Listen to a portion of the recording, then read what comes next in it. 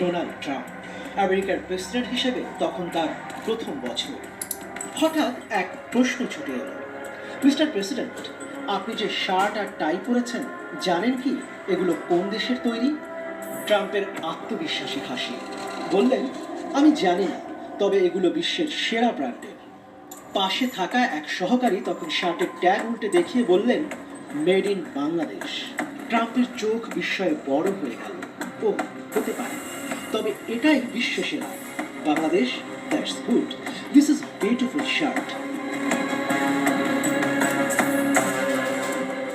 একজন প্রেসিডেন্ট যার পোশাক নিয়ে বিশ্বজুড়ে আলোচনা হয়, তিনিও বাংলাদেশের শার্ট পরেন। বিষয়টি যেমন অবাক করার মতো তেমনি গর্বের। বাংলাদেশ বহু বছর ধরে বিশ্ববাজারে পোশাক রপ্তানিতে অন্যতম শীর্ষস্থান দখল করে আছে। যুক্তরাষ্ট্রের বিভিন্ন বিখ্যাত ব্র্যান্ড এখান থেকেই শার্ট, টাই ও অন্যান্য পোশাক সংগ্রহ করে। কিন্তু প্রেসিডেন্টের গায়ে থাকা কথাগুলি সবারই শোনার দরকার।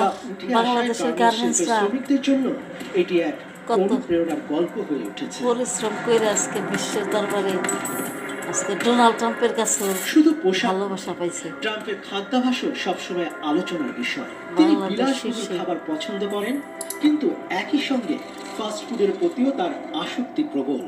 সকালে মশলাদার খাবার দিয়ে দিন শুরু হয় তার। সসেজ, বেকন আর ডিম তার প্রিয়। দুপুরে স্টেক, রাতে কখনো কেএফসির মুরগির মাংসের বাক্স, কখনো বা চিজ ভর্তি বার্গার। বিশেষজ্ঞরা বলেন, তার এই খাদ্যাভ্যাস তার মেজাজ ও চিন্তা ভাবনায় সরাসরি প্রভাব ফেলে।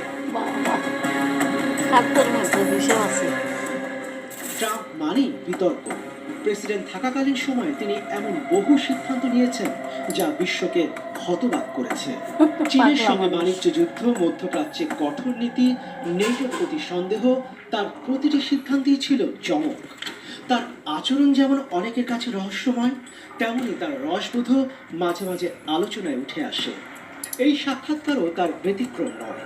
তিনি হয়তো জানতেন না, কিন্তু যখন জানলেন তখন অকপটে স্বীকার করলেন, বাংলাদেশের শার্টই সেরা। ঠিকই তো, বাংলাদেশের শার্ট সেরাই হবে। গার্মেন্টসরা কম না সারা বাংলাদেশে। বাংলাদেশের পোশাক শিল্প বিশ্বমানের, তা নতুন করে প্রমাণের কিছুই নেই। তবে ট্রাম্পের মতো বিশ্ব নেতার পোশাকে বাংলাদেশের শার্ট থাকার ঘটনা নতুন আলোচনার জন্ম দিয়েছে।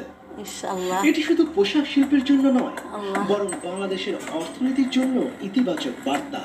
লাখো শ্রমিক প্রতিদিন কঠোর পরিশ্রম করেন, তাদের তৈরি পোশাক আজ বিশ্বের ক্ষমতাধর ব্যক্তিদের শরীরে। তাই তো, আল্লাহ বাংলাদেশ।